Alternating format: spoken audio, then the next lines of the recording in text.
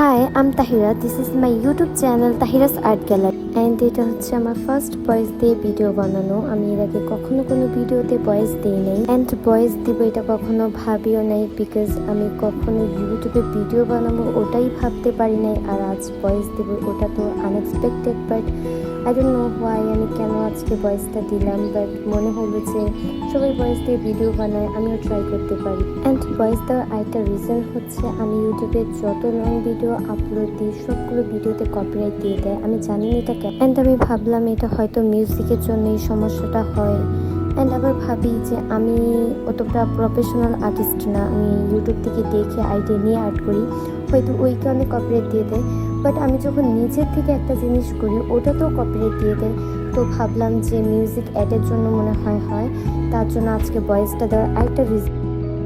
First time voice দিতে try করছিলাম, এতটা নার্ভাস ফিল হচ্ছিল। অ্যান্ড আমি এই ভয়েসটা 4 দিন ট্রাই করার পর ফাইনালি এটা ডিসাইড করলাম যে না, ওকে যা হবে এটা আপলোড করে। আমি যখন আজকে ফার্স্ট টাইম ভয়েসটা একটা ডিসিশন নিই, তখন যখন ভয়েসটা দিচ্ছিলাম তখন আমি এটাই রিয়েলাইজ করলাম যে আমি কখনো ভাবি নাই যে আমি ইউটিউবে ভিডিও বানাবো বা আমার ভিডিও মানুষ দেখবে। বাট এখন আমার ভিডিও মানুষ দেখছে বা আমি ভিডিও বানাচ্ছি, তো এগুলো না আমাকে খুব অবাক করে দিচ্ছিল।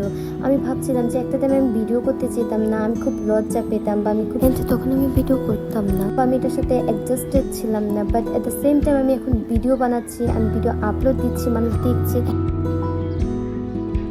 ফ্রেন্ডরা বলে সবাই ভয়েস দিয়ে ভিডিও বানায়, খুব সুন্দর শুনতে লাগে, তুমিও ট্রাই করতে পারো। তো ওদের থেকে একটু ইন্সপায়ার হওয়া যে না আমি ট্রাই করি, দেখি কি হয় না হয়। অ্যান্ড ওদের বলাতে আজ ভয়েস দেওয়ার একটা সময় ছিল আর্ট বলতেই বুঝতাম না বা আর্ট করতেই পারতাম না। তো তখন যখন আমার ফ্রেন্ডরা বেটার আর্ট করতো তো খুব অবাক লাগতো, বা ওদেরকে বলতাম ওদের আর্টটা আমাকে দেওয়ার জন্য। বাট ওরা বলতো যে না, কেন দিব আমার আর্টটা তোমাকে। তখন বলতাম যে তাহলে আমি প্রিন্ট করে নিই। ওরা বলতো যে হ্যাঁ, প্রিন্ট করে নেওয়ার পর তুমি বলবে এটা তোমার আর্ট, এরকম করে দাবি করবে। তো তখন খুব খারাপ লাগতো।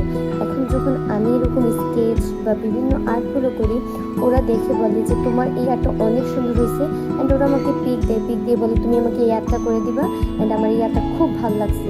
এরকম যখন বলে খুব ভালো লাগে যে না, একটা টাইম ওরা আমাকে আর্ট দিতে চেত না, বাট এখন ওরা আমাকে পিক দেয় ওদের আমি আর্টটা করে দেওয়ার জন্য।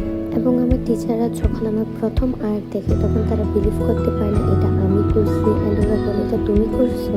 তখন আমি বলি যে হ্যাঁ, এটা আমি করছি। তারা বলে যে এত সুন্দর আর্ট তুমি কীভাবে করছো, কোথা থেকে শিখেছো। তখন আমি বলি যে আমার আর্ট ইউটিউব থেকে দেখে শিখেছি। তো তারা তখন বিশ্বাস করতে পারে না। এখন যখন আমাকে ওরা দেখে বলে যে ওই যে আর্টিস্ট আসছে, আর্টিস্ট। টিচাররা এভাবে বলে। যখন কোনো সিনিয়র আপুরা আমার আর্টগুলো দেখে তারাও এরকমভাবে অ্যাপ্রিসিয়েট করে। এইসব জিনিস খুব ভালো লাগে। এসব কখনো শুনবো তা কখনোই ভাবতে পারি নাই। আর আজ যে পেন্টিংটা করছিলাম এটাও ইউটিউব থেকে দেখে একটা আইডিয়া নেওয়া। অ্যান্ড এটা হচ্ছে 6x7 একটা ক্যানভাস আর্ট করা।